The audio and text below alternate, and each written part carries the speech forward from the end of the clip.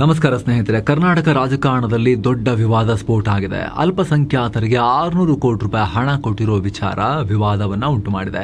ಬಿಜೆಪಿದು ಸಂವಿಧಾನದ ವಿರುದ್ಧ ಕೋರ್ಟ್ಗೆ ಹೋಗ್ತೀವಿ ಅಂತ ಸಿಡಿದು ನಿಂತಿದ್ರೆ ಅಂತ ಕಾಂಗ್ರೆಸ್ ಇದರಲ್ಲೇನ್ ತಪ್ಪು ಅಂತ ಪ್ರಶ್ನೆ ಕೇಳ್ತಿದ್ದಾರೆ, ಸಮರ್ಥನೆ ಮಾಡ್ಕೊಳ್ತಿದ್ದಾರೆ. ಈ ನಡುವೆ ರಸ್ತೆ, ಚರಂಡಿ, ಕುಡಿಯೋ ನೀರು ಎಲ್ರಿಗೂ ಈಕ್ವಲ್ ಆಗಿ ಹಂಚಿಕೆ ಆಗಬೇಕಲ್ವಾ? ಧರ್ಮದ ಆಧಾರದಲ್ಲಿ ಎಕ್ಸ್ಟ್ರಾ ಸ್ಪೆಷಲ್ ಟ್ರೀಟ್ಮೆಂಟ್ ಅಂತ ಹೇಳಿ ನೀವು ಸ್ಕೀಮ್ ಅನ್ನ ಘೋಷಣೆ ಮಾಡೋಕ್ ಸಾಧ್ಯ ಅನ್ನೋ ಚರ್ಚೆ ಜೋರಾಗಿ ಇದ್ರ ಬಗ್ಗೆ ವಿವಾದ ಆಗ್ತಾ ಇದೆ. ಅಷ್ಟೇ ಅಲ್ಲ, ಕಾಂಗ್ರೆಸ್ ಸರ್ಕಾರದ ಈ 600 ಕೋಟಿ ಹಿಂದೆ ರಾಜಕೀಯ ಲೆಕ್ಕಾಚಾರ ಕೂಡ ಇದೆ. ಕೋಗಿಲು ಕ್ರಾಸ್ ನಲ್ಲಿ ಮನೆಗಳನ್ನ ಬೀಳಿಸಿದ್ದಕ್ಕೆ, ತೆರವು ಮಾಡಿದ್ದಕ್ಕೆ, ಅದಾದ್ಮೇಲೆ ಇತ್ತೀಚೆಗೆ ಉಪಚುನಾವಣೆ ಟೈಮ್ ನಲ್ಲಿ ಆಗಿರೋ ಗಲಾಟೆ, ಅಮಾನತು, ಸಸ್ಪೆನ್ಷನ್, ಮುಸ್ಲಿಂ ಸಮುದಾಯದವರಿಂದ ಬಂದ ಆಕ್ರೋಶ, ಇದೆಲ್ಲ ಇತ್ತಲ್ಲ, ಅದೆಲ್ಲ ಶಮನ ಮಾಡೋಕೆ, ಮುಲಾಮ್ ಹಚ್ಚೋಕೆ ಈ ನಿರ್ಧಾರ ಅನ್ನೋ ಟೀಕೆಯನ್ನ ಕೂಡ ಮಾಡಲಾಗ್ತಿದೆ. ಎಲ್ಲರ ಬಗ್ಗೆ ಡೀಟೇಲ್ ಆಗಿ ನೋಡ್ತಾ ಹೋಗೋಣ ಸ್ನೇಹಿತರೆ. ಕಡೆ ತನಕ ಮಿಸ್ ಮಾಡದೆ ನೋಡಿ. ನೀವು ನೋಡ್ತಾ ಇದ್ದೀರಾ ಮಸ್ಮಗ ಚಾನಲ್. ನಾನು ಅಮರ್ ಪ್ರಸಾದ್. ಏನಿದು ಅಲ್ಪಸಂಖ್ಯಾತ ಫಂಡ್? ರಾಜ್ಯ ಸಚಿವ ಸಂಪುಟ ಸಭೆಯಲ್ಲಿ ಕೈಗೊಂಡ ನಿರ್ಧಾರಗಳ ಪೈಕಿ ದೊಡ್ಡ ಪ್ರಮಾಣದಲ್ಲಿ ಹೈಲೈಟ್ ಆಗಿ ಗಲಾಟೆ ಕಾರಣ ಆಗ್ತಿರೋದು ಈ ಅಲ್ಪಸಂಖ್ಯಾತರಿಗೆ 600 ಕೋಟಿ ರೂಪಾಯಿ ಕೊಟ್ಟಿರೋ ಈ ಘೋಷಣೆ. ಅಲ್ಪಸಂಖ್ಯಾತರು ಅತಿ ಹೆಚ್ಚು ವಾಸ ಮಾಡ್ತಿರೋ ಕಾಲೋನಿಗಳಲ್ಲಿ 600 ಕೋಟಿ ರೂಪಾಯಿ ಖರ್ಚಲ್ಲಿ ಎಲ್ಲ ಫೆಸಿಲಿಟಿ ಮಾಡಿಕೊಡೋದು, ಮೂಲಸೌಕರ್ಯ ಮಾಡಿಕೊಡೋದು ಸರ್ಕಾರದ ಉದ್ದೇಶ. ಇನ್ನು ರಾಜ್ಯದ ಅಲ್ಪಸಂಖ್ಯಾತರು ಅಂತ ಬಂದಾಗ ಅದರಲ್ಲಿ ದೊಡ್ಡ ಸಂಖ್ಯೆಯಲ್ಲಿರೋದು, ಬಹುತೇಕ ಮೆಜಾರಿಟಿ ಇರೋದು ಮುಸ್ಲಿಮರು. ಕರ್ನಾಟಕದ ಟೋಟಲ್ ಪಾಪ್ಯುಲೇಷನ್ ನಲ್ಲೇ 2011 ಜನಗಣತಿ ಪ್ರಕಾರ 13% ಮುಸ್ಲಿಂ ಜನಸಂಖ್ಯೆ ಇದೆ.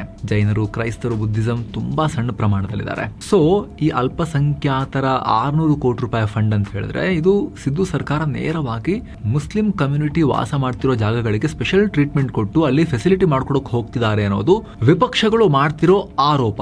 ಇಲ್ಲಿ ಫೆಸಿಲಿಟಿ ಮಾಡ್ಕೊಡೋದ್ರೆ ಏನೆಲ್ಲ ಮಾಡ್ಕೊಡ್ತಾರೆ? ಅಲ್ಪಸಂಖ್ಯಾತರ ಏರಿಯಾಗಳಲ್ಲಿ ರಸ್ತೆ ಮಾಡ್ಕೊಡ್ತಾರಂತೆ, ಡ್ರೈನೇಜ್, ಕುಡಿಯೋ ನೀರಿನ ಪೈಪ್ಲೈನ್, ಹಾಗೆ ಬೀದಿ ದೀಪಗಳನ್ನೆಲ್ಲ ಅಲ್ಲಿ ಅಳವಡಿಸ್ತಾರಂತೆ. ಈ ವರ್ಷ 300 ಕೋಟಿ ರೂಪಾಯಿ, ಹಾಗೆ ಮುಂದಿನ ವರ್ಷ ಇನ್ನೊಂದು 300 ಕೋಟಿ ರೂಪಾಯಿ, ಒಟ್ಟು 600 ಕೋಟಿ ರೂಪಾಯಿ ಕೊಡೋಕೆ ಸಿದ್ದರಾಮಯ್ಯ ಸರ್ಕಾರ ಒಪ್ಪಿಗೆ ಕೊಟ್ಟಿದೆ. ಇದಕ್ಕೆ ವಿಪಕ್ಷಗಳ ಆಕ್ರೋಶ ಅಂದಲ್ಲ, ಯಾರು ಬಿಜೆಪಿಯವರು ಜಾಸ್ತಿ ಆಕ್ರೋಶ ವ್ಯಕ್ತಪಡಿಸ್ತಿರೋದು. ಧರ್ಮದ ಆಧಾರದಲ್ಲಿ ಯಾಕೆ ದುಡ್ಡು ಹಂಚ್ತಾ ಇದ್ದೀರಿ? ಹಿಂದುಳಿದ ವರ್ಗದವರು ಇರೋ ಏರಿಯಾಗಳಲ್ಲಿ ಕುಡಿಯೋ ನೀರಿನ ಸಮಸ್ಯೆ ಇಲ್ವಾ ಅಂತ ಹೇಳಿ ಪ್ರಶ್ನೆ ಮಾಡಿದ್ದಾರೆ. ಸಂಸದ ತೇಜಸ್ವಿ ಸೂರ್ಯ ಅವರು ಮಾತನಾಡಿ, ಸಂವಿಧಾನದ ಯಾವ ನಿಯಮದ ಅಡಿಯಲ್ಲಿ ಧರ್ಮದ ಆಧಾರದ ಮೇಲೆ ದುಡ್ಡು ಹಂಚಕ್ ಹೊರಟಿದ್ದೀರಾ ಅನ್ನೋ ಪ್ರಶ್ನೆ ಮಾಡಿದ್ದಾರೆ. ಕೋರ್ಟ್ ತಗೊಂಡು ಹೋಗ್ತೀವಿ ಅನ್ನೋ ಹೇಳಿಕೆಯನ್ನ ಕೂಡ ಕೊಟ್ಟಿದ್ದಾರೆ. ಆರ್ಟಿಕಲ್ 14 ಸಂವಿಧಾನದ್ದು ಕಾನೂನು ಮುಂದೆ ಎಲ್ಲರೂ ಸಮಾನರು ಅಂತ ಹೇಳುತ್ತೆ. ಆರ್ಟಿಕಲ್ 15 ಜಾತಿ, ಧರ್ಮ, ಲಿಂಗ ಅಥವಾ ಜನ್ಮಸ್ಥಳದ ಆಧಾರದ ಮೇಲೆ ಯಾವುದೇ ನಾಗರಿಕರ ವಿರುದ್ಧ ತಾರತಮ್ಯ ಮಾಡಬಾರದು ಅಂತ ಹೇಳುತ್ತೆ. ಆದ್ರೆ ಸರ್ಕಾರ ತೆರಿಗೆದಾರರ ಹಣವನ್ನ ಇದು ಹೇಗೆ ಇಡೀ ರಾಜ್ಯಕ್ಕೊಂದು ಸ್ಕೀಮ್, ಆಮೇಲೆ ಅಲ್ಪಸಂಖ್ಯಾತರಿಗೊಂದು ಸ್ಪೆಷಲ್ ಸಪರೇಟ್ ಸ್ಕೀಮ್ ಅಂತ ಹೆಂಗ್ ತರ್ತಾರೆ ಫೆಸಿಲಿಟಿ ಮಾಡ್ಕೊಡೋಕೆ ಅವ್ರ ಏರಿಯಾದಲ್ಲಿ ಅನ್ನೋ ಪ್ರಶ್ನೆಯನ್ನ ಕೇಳಿದ್ದಾರೆ. ಒಂದು ವೇಳೆ ನಿಮಗೆ ಅಭಿವೃದ್ಧಿಯೇ ಗುರಿಯಾಗಿದ್ರೆ SC, ST, OBC ಗಳಿರೋ ಪ್ರದೇಶಕ್ಕೂ ಕೂಡ ನೀವು ಸ್ಪೆಷಲ್ ಆಗಿ ಕೊಡಬೇಕಾಗಿತ್ತು ಹಾಗಾದ್ರೆ ಅಂತ ಆಗ್ರಹ ಮಾಡಿದ್ದಾರೆ ತೇಜಸ್ವಿ ಸೂರ್ಯ. ಓಕೆ, ಒಂದು ಆರ್ಗ್ಯುಮೆಂಟ್ ಆಯ್ತು. ಸರ್ಕಾರದ ವಾದ ಏನ್ ಹಾಗಾದ್ರೆ? ಇಲ್ಲಿ HK ಪಾಟೀಲ್ ಅವರು ಮಾತನಾಡಿದ್ದಾರೆ. ದಿಢೀರಂತ ಮಾಡಿರೋ ಪ್ಲಾನ್ ಅಲ್ಲ ಅಂತ ಹೇಳಿದ್ದಾರೆ. ಅಲ್ಪಸಂಖ್ಯಾತರ ಕಾಲೋನಿಗಳ ಅಭಿವೃದ್ಧಿ ಮೊದಲಿಂದಲೂ ನಡೀತಾ ಇದ್ದ ಡೆವಲಪ್ಮೆಂಟ್ ಪ್ರೋಸೆಸ್, ಅದು ಓಲೈಕೆ ಏನ್ ಮಾಡಿಲ್ಲ ಅನ್ನೋ ಹೇಳಿಕೆ ಕೊಟ್ಟಿದ್ದಾರೆ. ಇನ್ನು ಕಾಂಗ್ರೆಸ್ ಶಾಸಕ ರಿಜ್ವಾನ್ ಅರ್ಷದ್ ಮಾತನಾಡಿ, ರಾಜ್ಯ ಬಜೆಟ್ ನಲ್ಲಿ ಅಲ್ಪಸಂಖ್ಯಾತರಿಗೆ ಅಂತಲೇ 4879 ಕೋಟಿ ರೂಪಾಯಿ ಅನುದಾನ ಕೊಡಲಾಗಿದೆ. Already nearly 5000 crore rupees. ಅದರಲ್ಲೇ 600 ಕೋಟಿ ಇಲ್ಲಿ ಪರ್ಟಿಕ್ಯುಲರ್ ಆಗಿ ಅಸೈನ್ ಮಾಡಿದೀವಿ ಅಷ್ಟೇ. ದೊಡ್ಡ ಅಮೌಂಟ್ ಬಜೆಟ್ ಅಲ್ಲೇ ಕೊಟ್ಟಿದಾರಲ್ಲ ಅಂತ ಕೇಳಿದ್ದಾರೆ. ಸೊ ಬೇಸಿಕಲಿ ಅಲ್ಪಸಂಖ್ಯಾತರಿರೋ ಜಾಗಗಳಲ್ಲಿ ಸರಿಯಾಗಿರೋ ಫೆಸಿಲಿಟಿಗಳೇ ಇಲ್ಲ, ಬೇಸಿಕ್ ಕೂಡ ಇಲ್ಲ. ಹಾಗಾಗಿ ನಾವು ಇದನ್ನ ಸರ್ಕಾರವಾಗಿ ನಾವು ಕರ್ತವ್ಯ ಮಾಡ್ತಾ ಇದೀವಿ ಅನ್ನೋದು ಸಿದ್ದು ಸರ್ಕಾರದ ವಾದ. ಆದ್ರೆ ಪಾಲಿಟಿಕ್ಸ್ ನಲ್ಲಿ ಎಲ್ಲದಕ್ಕೊಂದು ನಿಗೂಢ ಅರ್ಥ ಇರುತ್ತೆ, ಬೇರೆ ಬೇರೆ ಆಯಾಮಗಳಲ್ಲಿ ಅದರ ವಿಶ್ಲೇಷಣೆ ನಡೆಯುತ್ತೆ. ಕಾಂಗ್ರೆಸ್ನ ಅನಿವಾರ್ಯತೆ ಇದು. ಕಾಂಗ್ರೆಸ್ ಉದ್ದೇಶಪೂರ್ವಕವಾಗಿ ಡ್ಯಾಮೇಜ್ ಕಂಟ್ರೋಲಿಗೆ ಮಾಡಿರೋ ಹೆಜ್ಜೆ ಇದು. ಅವ್ರಿಗೆ ಗೊತ್ತಿದೆ, ಹಿಂಗ್ ಪರ್ಟಿಕ್ಯುಲರ್ ಆಗಿ ಹೇಳಿದ್ರೆ ಚರ್ಚೆ ಆಗುತ್ತೆ ಅನ್ನೋದು ಗೊತ್ತಿರುತ್ತೆ, ಚರ್ಚೆ ಆಗ್ಲಿ ಅಂತಲೇ ಮಾಡಿದ್ದಾರೆ ಅನ್ನೋ ವಿಶ್ಲೇಷಣೆ ಕೂಡ ಇದೆ. ಅದು ಯಾಕೆ ಅಂತ ಹೇಳೋ ಮುನ್ನ ಸ್ನೇಹಿತರೆ ಒಂದು ಸಣ್ಣ ಮನವಿ ನಿಮ್ಮ ಬಳಿ. ವಿಡಿಯೋ ಕೆಳಗಿರೋ ಜಾಯಿನ್ ಬಟನ್ ಮೂಲಕ ಆಸಕ್ತ ವೀಕ್ಷಕರು ಮಸ್ಮಗ ಚಾನಲ್ಗೆ ಮೆಂಬರ್ ಆಗಿ ಜಾಯಿನ್ ಆಗ್ಬೋದು. ಎಲ್ಲ ಮೆಂಬರ್ ಓನ್ಲಿ ವಿಡಿಯೋಸನ್ನು ಆಮೇಲೆ ನೋಡೋಕೆ ಶುರು ಮಾಡ್ಬೋದು. ಎಲ್ಲಕ್ಕಿಂತ ಹೆಚ್ಚಾಗಿ ನಿಮ್ಮ ಒಂದೊಂದು ಮೆಂಬರ್ಶಿಪ್ ಕೂಡ ಸ್ನೇಹಿತರೆ ನಮಗೆ ನೀವು ಕೂಡ ಅತಿ ದೊಡ್ಡ ಶಕ್ತಿ, ಬೆಂಬಲ. ಆಸಕ್ತರು ದಯವಿಟ್ಟು ಚೆಕ್ ಮಾಡಿ ವಿಡಿಯೋ ಕೆಳಗಿರೋ ಜಾಯಿನ್ ಬಟನ್ ಮೂಲಕ. ಬನ್ನೀಗ ಕಂಟಿನ್ಯೂ ಮಾಡೋಣ. ಇಲ್ಲಿ ಕಾಂಗ್ರೆಸ್ನ ತಂತ್ರ ಏನು ಅಂತ ಇಲ್ಲಿ 4 ಕಾರಣಗಳನ್ನ ಕೊಡಲಾಗ್ತಿದೆ. ಮೊದಲನೇದು ದಾವಣಗೆರೆ ವಿವಾದ, ಎರಡನೇದು ಕೋಗಿಲು ಡೆಮಾಲಿಷನ್, ಮೂರನೇದು ವಕ್ಫ್ ವಿವಾದ, ನಾಲ್ಕನೇದು ಚುನಾವಣೆ. ಎಲ್ಲವನ್ನ ಸ್ವಲ್ಪ ಝೂಮ್ ಔಟ್ ಮಾಡಿ ಅನಲೈಸ್ ಮಾಡಬೇಕು. ದಾವಣಗೆರೆ ಎಲೆಕ್ಷನ್ ನಲ್ಲಿ ಏನಾಯ್ತು ಅಂತ ನೀವು ನೋಡಿದೀರಾ. ಮುಸ್ಲಿಂ ನಾಯಕರು ಟಿಕೆಟ್ ಬೇಕೇ ಬೇಕು ಅಂತ ಪಟ್ಟು ಹಿಡಿದ್ರು. ಆದ್ರೆ ಕಾಂಗ್ರೆಸ್ ಹೈಕಮಾಂಡ್ ಟಿಕೆಟ್ ಅನ್ನ ದಿವಂಗತ ಶಾಮನೂರು ಶಿವಶಂಕರಪ್ಪ ಅವರ ಮೊಮ್ಮಗಂಗ್ ಕೊಡ್ತು. ಇದರಿಂದ ಆ ಭಾಗದ ಮುಸ್ಲಿಂ ಕಮ್ಯುನಿಟಿಯಲ್ಲಿ ಭಾರಿ ಆಕ್ರೋಶ ಬಂತು. ರಾಷ್ಟ್ರ ಮಟ್ಟದಲ್ಲಿ ತೀವ್ರ ಸುದ್ದಿ ಮಾಡ್ತು.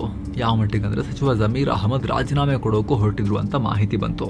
ಹಾಗೆ ಬಂಡಾಯ ಸಾರಿದ್ರು ಅನ್ನೋ ಕಾರಣಕ್ಕೆ ಸಿದ್ದರಾಮಯ್ಯ ಆಪ್ತ ಬಣದ ನಾಯಕರನ್ನ ಹುದ್ದೆಯಿಂದ ತೆಗೆದುಹಾಕಲಾಗಿತ್ತು. CM political secretary Nazeer Ahmed, MLC Abdul Jabbar ಮೇಲೆ ಕ್ರಮ ಆಯಿತು. ಜಬ್ಬಾರ್ ಅವರನ್ನಂತೂ ಪಾರ್ಟಿಯಿಂದಲೇ ವಜಾ ಮಾಡಲಾಯಿತು. ಸೊ ಇದು ಮುಸ್ಲಿಂ ಸಮುದಾಯದ ಸಿಟ್ಟಿಗೆ ಕಾರಣ ಆಗಿತ್ತು. ನಾವು ಹೆಚ್ಚಿರೋ ಜಾಗದಲ್ಲೂ ಗೆಲ್ಲೋಕ್ ಚಾನ್ಸ್ ಇರೋ ಕಡೆನೂ ಟಿಕೆಟ್ ಕೊಡಲ್ವಲ್ಲ, ಇಷ್ಟು ವರ್ಷ ಶಾಮ್ನೂರಿಗೆ ಹಾಕಿದ್ವಿ, ಮುಂದೆ ಅವ್ರ ಮಗನಿಗೆ ಮೊಮ್ಮಗನಿಗೆ ಹಾಕ್ತಾನೆ ಹೋಗ್ಬೇಕಂದ್ರೆ ನಾವ್ ಯಾವಾಗ ಅಧಿಕಾರಕ್ಕೆ ಬರೋದು ಅನ್ನೋ ಪ್ರಶ್ನೆಯನ್ನ ಮುಸ್ಲಿಮರು ಕೇಳಿದ್ರು. ಅಲ್ಲಿ ಕೆಲ ಮುಸ್ಲಿಂ ಮೌಲ್ವಿಗಳು ಕಾಂಗ್ರೆಸ್ಗೆ ತಕ್ಕ ಪಾಠ ಕಲಿಸ್ತೀವಿ, ನಾವು ಬೇರೆ ಯಾರಿಗೂ ಓಟ್ ಹಾಕಲ್ಲ ಅಂತ ಹಿಂಗ್ ಮಾಡ್ತಿದ್ದೀರಾ ನೀವು, ನಮಗೆ ಬೇರೆ ಆಪ್ಷನ್ಸ್ ಇದಾವೆ ಅನ್ನೋ ಓಪನ್ ವಾರ್ನಿಂಗ್ ಕೊಟ್ಟಿದ್ರು. ಮೈಸೂರಿಂದ ಬೀದರ್ ತನಕ ಈ ಚರ್ಚೆ ಜೋರಾಯಿತು. ಹೀಗಾಗಿ ಇದು ಫ್ಯೂಚರ್ ನಲ್ಲಿ ಸಿದ್ದರಾಮಯ್ಯ ಅವರ ಅಹಿಂದ ಲೀಡರ್ ಇಮೇಜ್ಗೆ ಧಕ್ಕೆ ತರಬಹುದು ಅನ್ನೋ ಕಾರಣಕ್ಕೆ ಸಿಎಂ ಇದನ್ನ ಈ ಹೆಜ್ಜೆ ಇಟ್ಟಿದ್ದಾರೆ ಅನ್ನೋ ಆರೋಪಗಳಿವೆ. ಹಾಗೆ ಕೋಗಿಲು ಡೆಮಾಲಿಷನ್ ವಿಚಾರ, ಬೆಂಗಳೂರಿನ ಕೋಗಿಲು ಬಳಿ ನಡೆದಿದ್ದ ತೆರವು ಕಾರ್ಯಾಚರಣೆ ಇಂಟರ್ ನ್ಯಾಷನಲ್ ಲೆವೆಲ್ ನಲ್ಲಿ ಚರ್ಚೆಯಾಗಿತ್ತು. ಅಕ್ರಮವಾಗಿ ಮನೆ ಕಟ್ಕೊಂಡಿದ್ದಾರೆ ಅಂತ ಹೇಳಿ ಬುಲ್ಡೋಸರ್ ಮೂಲಕ ಅದನ್ನ ಕೆಡವಲಾಗಿತ್ತು. ಹೇಳಿ ಕೇಳಿ ಆ ಭಾಗದಲ್ಲಿ ಮುಸ್ಲಿಮರೇ ಹೆಚ್ಚಾಗಿದ್ರು. ಸೊ ಕೇರಳದಿಂದ ಅವ್ರ ಕಮ್ಯುನಿಸ್ಟರು ಕೂಡ ಕಾಂಗ್ರೆಸ್ ಅನ್ನ ಮುಸ್ಲಿಂ ವಿರೋಧಿ ಅಂತ ಕರೆದ್ರು. ಕೇರಳ ಕಮ್ಯುನಿಸ್ಟರು ಪಾಕಿಸ್ತಾನ ತನಕ ಇದರಲ್ಲಿ ಚರ್ಚೆ ಆಯಿತು. ಏನು ವಕ್ಫ್ ಆಸ್ತಿ ವಿವಾದ, ಕೆಲ ತಿಂಗಳುಗಳ ಹಿಂದೆ ವಕ್ಫ್ ಬೋರ್ಡ್ ನೋಟಿಸ್ ವಿಚಾರ ರಾಜ್ಯಾದ್ಯಂತ ಸದ್ದು ಮಾಡ್ತು. ನಿಮ್ಗೆ ಗೊತ್ತೇ ಇದೆ, ರೈತರ ಜಮೀನುಗಳಿಗೆ ವಕ್ಫ್ ನೋಟಿಸ್ ಕೊಟ್ಟಿದ್ದರ ವಿರುದ್ಧ ಬಿಜೆಪಿ ದೊಡ್ಡ ಹೋರಾಟ ಮಾಡ್ತು. ಕಡೆಗೆ ಸಿಎಂ ಸಿದ್ದರಾಮಯ್ಯ ನೋಟಿಸ್ ವಾಪಸ್ ಪಡೀರಿ ಅಂತ ದಿಢೀರ್ ಆದೇಶ ಕೊಟ್ಟರು. ಸರ್ಕಾರದ ಈ ಯೂಟರ್ ಮುಸ್ಲಿಂ ನಾಯಕರ ಒಂದು ಬಣದ ಅಸಮಾಧಾನಕ್ಕೆ ಕಾರಣ ಆಗಿತ್ತು. ಬಿಜೆಪಿ ಹೇಳಿದ ತಕ್ಷಣ ನಮ್ಮ ವಕ್ಫ್ ಭೂಮಿದೆಲ್ಲ ನೀವು ಬಿಟ್ಕೊಡ್ತೀರಾ, ಹಾಗಾದ್ರೆ ನಮ್ಮ ಹಕ್ಕನ್ನ, ಮುಸ್ಲಿಮರದ ಹಕ್ಕನ್ನು ಬಿಟ್ಕೊಡ್ತೀರಾ ನೀವು ಹಾಗಾದ್ರೆ ಅಂತ ಹೇಳಿ ಸಿದ್ದರಾಮಯ್ಯ ಅವರಿಗೆ ಪ್ರಶ್ನೆ ಕೇಳಲಾಗಿತ್ತು.